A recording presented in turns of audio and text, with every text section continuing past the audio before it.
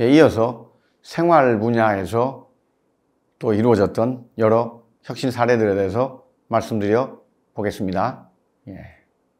웃기긴 하지만 첫 번째 주제는 또 화장실입니다.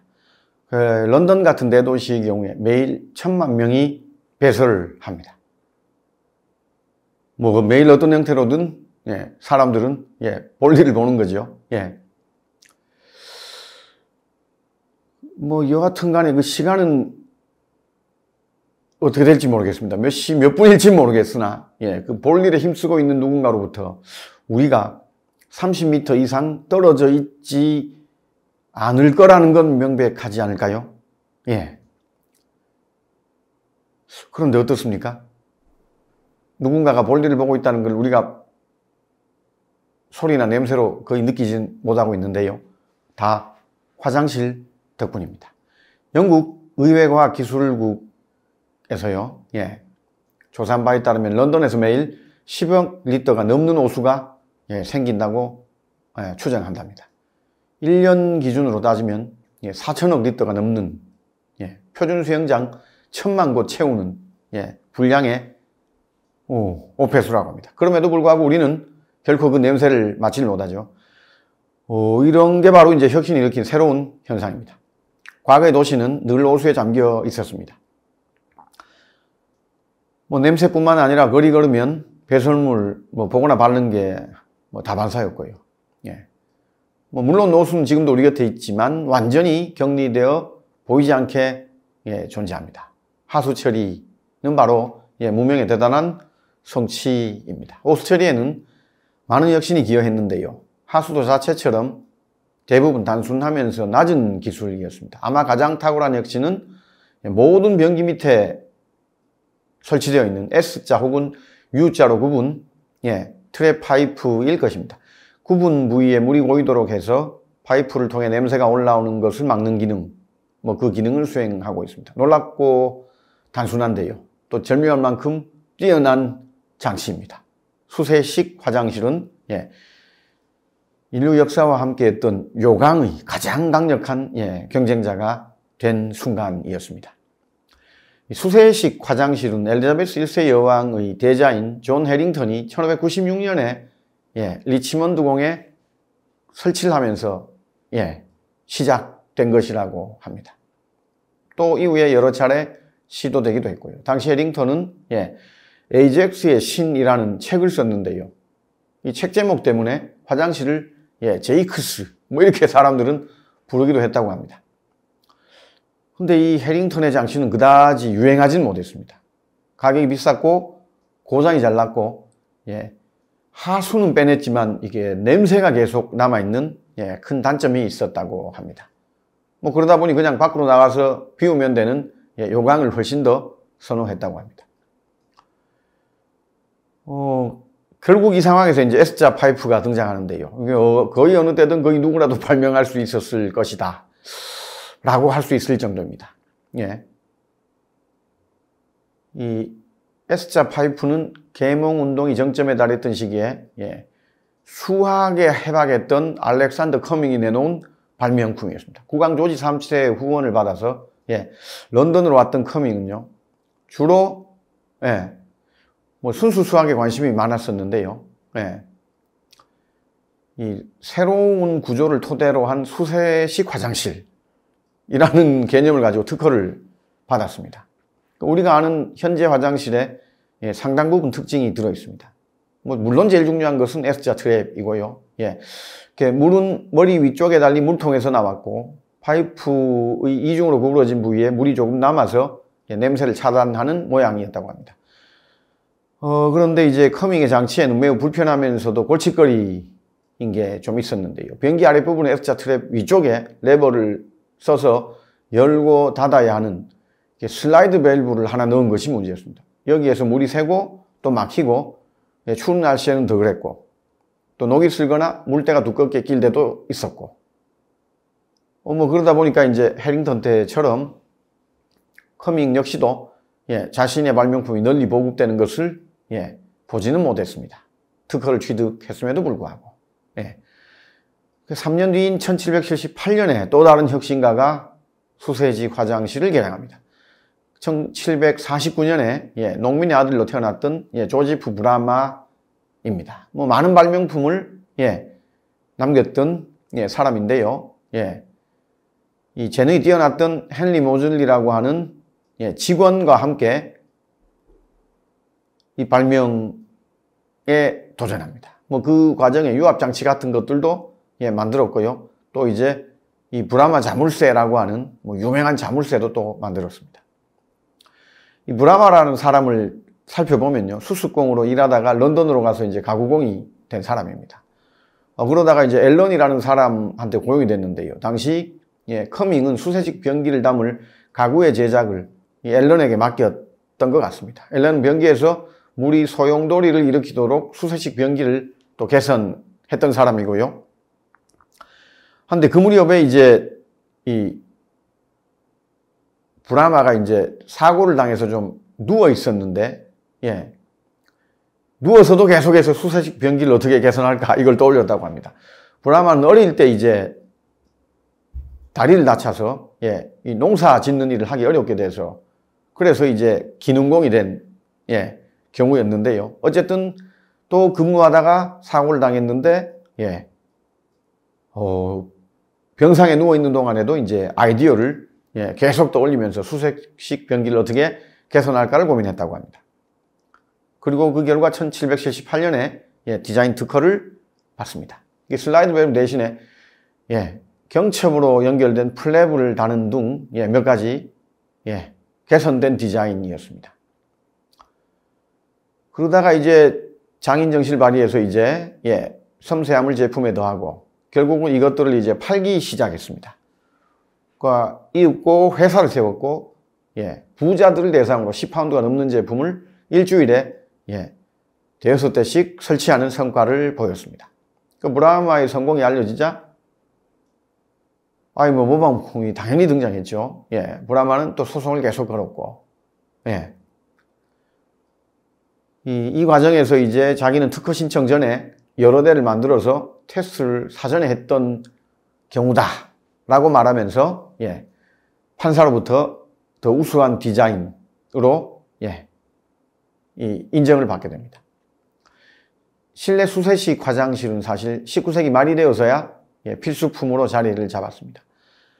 런던에 방대한 세아수소가 깔리면서 예, 수세식 변기는 예, 가장 보잘것없는 집에서도 오수를 내보낼 수 있는 예, 상황이 되었습니다. 실내 수세식 화장실을 두는 것을 예, 꺼리던 기존 사람들도 전부 다 예, 태도가 예, 변하게 되었습니다. 1860년대 런던에 가게를 열었던 배관공 예, 토머스 크래퍼라는 사람이 있는데요. 이 사람이 이제 트랩을 S자가 아니라 U자로 구부려서 개선합니다. 그리고서는 증가하는 수요에 편승했습니다. 변기는 덜 막혔고 예, 또 물통의 사이펀 장치와 물통에서 물이 넘치는 것을 막는 예, 볼콕 장치 이런 것들도 개선됐습니다.